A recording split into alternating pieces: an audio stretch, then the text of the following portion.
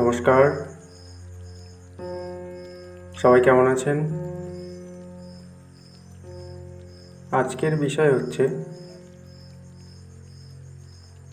ভগবান শ্রীকৃষ্ণ গীতায় যে মোহমায়ার কথা বলেছেন,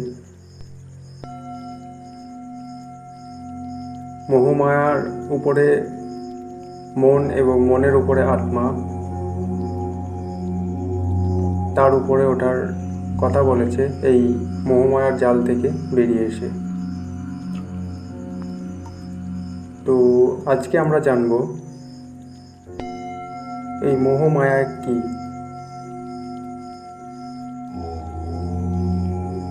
তো এই মোহ হচ্ছে কোনো একটি ব্যক্তি বা বস্তুর প্রতি আকর্ষণ। সেই ব্যক্তি বা বস্তু আপনার সময়টাকে ভাগ করে নিতে চাইবে। মোহ হচ্ছে আপনার ব্যক্তিগত ফিলিংসের প্রথম পার্ট বলতে পারেন। মোহ তৈরির পর যদি সেই ব্যক্তি বা বস্তুর সাথে আপনার সময় কিছুটা ভাগাভাগি করে নেন, বেশ ভালো লেগেছে, এরকম একটা অনুভব হয়, এটাই হচ্ছে মোহ। আর এরপর যখন একটু যাই, একটু সময় কাটাই আপনার প্রয়োজনে সে এবং তার প্রয়োজনে আপনি, কোনো একটা সময় তার সাথে অতিক্রমকরণে তার প্রতি একটা মায়া তৈরি হয়। তো এই মায়া এমন একটা জিনিস যা আপনাকে খুব কষ্ট দেবে। অন্যের ভালোটাই তখন মূল হয়ে দাঁড়াবে।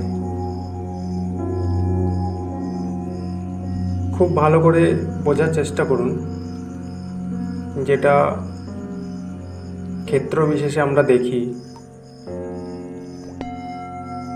প্রথম জীবনের ভালোবাসা বলে যে কথাটা আছে, তো ব্যাপারটা দেখা যায় ওটাও ঈশ্বরীয় দান। ওটা না থাকলে ওর মধ্যেই আমাদের পিতা মাতা বর্তমান,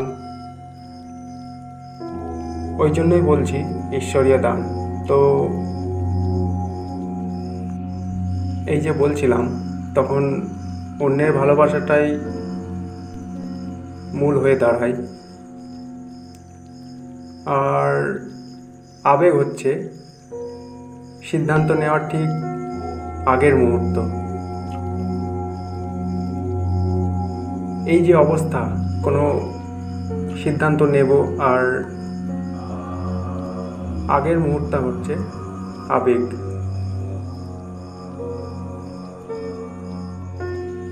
আবেগ আসলে মনের চাওয়া পাওয়াতেই মূল্য দেয়। সবসময় নিজের চাওয়া পাওয়া ওটাতেই মূল্য দেবে। আর আবেগ হচ্ছে মনের এমন এক অবস্থা যে কারণে আপনি যে কোনো সিদ্ধান্ত নিতে পারেন। আমরা কার্যক্ষেত্রে তাই দেখি, অনেক কিছু করেও থাকি, বাবা মার প্রতি, নিজের প্রতি, সমাজের প্রতি, এরকম আচমকা আমরা সিদ্ধান্ত নিয়ে ফেলি। তো এই মানসিক অবস্থার একটা অন্যতম পার্ট হচ্ছে আবেগ।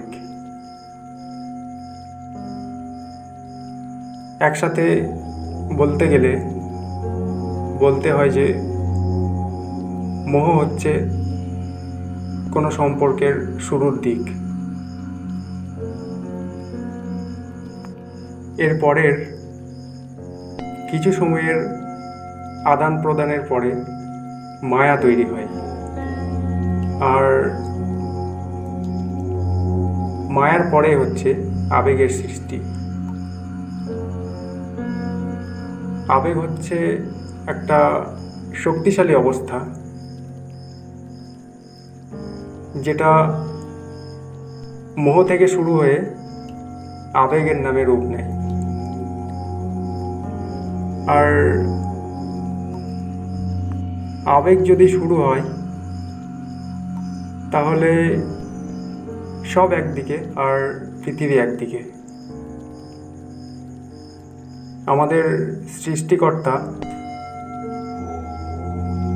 আমাদের আত্মাকে নির্বিকারী, সরল এবং সন্তুষ্ট জীবনযাপন করার জন্য সৃষ্টি করেছে। কিন্তু আমরা নিজেদের চারিদিকে মোহ এবং মায়ার জাল নির্মাণ করে নিজেই সেই জালে আবদ্ধ হয়ে পড়ছি বা পড়েছি। আগের যুগে আমরা দেখে থাকি বিভিন্ন অবতার এবং যুগপুরুষ আমাদের সচেতন করতে এগিয়ে এসেছিলেন এবং এখনও আসেন। তো দুর্গুণ এবং সুগুণ নিয়েই হচ্ছে সংসার। নিজের আধ্যাত্মিক শক্তির সাহায্যেই এদের চেনা যায় এবং এর থেকে উদ্ধার পাওয়া যায়। এই জন্যই কর্ম, জ্ঞান এবং ভক্তির মার্গ আমাদের সামনে খোলা আছে। এই ধারা পালন করাকেই বলে ধর্ম এবং একেই বলে আধ্যাত্মের প্রতি যাত্রা। সর্বকাল বা সর্বযুগের জন্য এটা পালনীয়। এর জন্য সৎসঙ্গ বা শাস্ত্র গ্রন্থাদি খুবই সহায়ক। এই জন্য গীতায় উল্লেখ আছে যে জ্ঞানযোগী হচ্ছে সর্বশ্রেষ্ঠ, অর্থাৎ জ্ঞানীরাই হচ্ছে সর্বশ্রেষ্ঠ। যে কাজে মনে শান্তি পাওয়া যায় না, চঞ্চলতায় বর্তমান থাকে, তাকেই মোহ বলে। আর অহংকার রূপী রোগকে নির্মূল করলে তবেই শান্তি পাওয়া যায়। তো আজকে খুব সংক্ষিপ্তভাবে আমরা আলোচনা করলাম মোহ, মায়া এবং আবেগ নিয়ে। এই ব্যাপারে বিস্তারিত আলোচনা করলে ভিডিও অনেকটাই লম্বা হয়ে যাবে, তাই আজকের ভিডিও আমরা এখানেই শেষ করছি। ভিডিও ভালো লাগলে অবশ্যই সাবস্ক্রাইব করবেন। সবাই ভালো থাকবেন, সুস্থ থাকবেন। নমস্কার।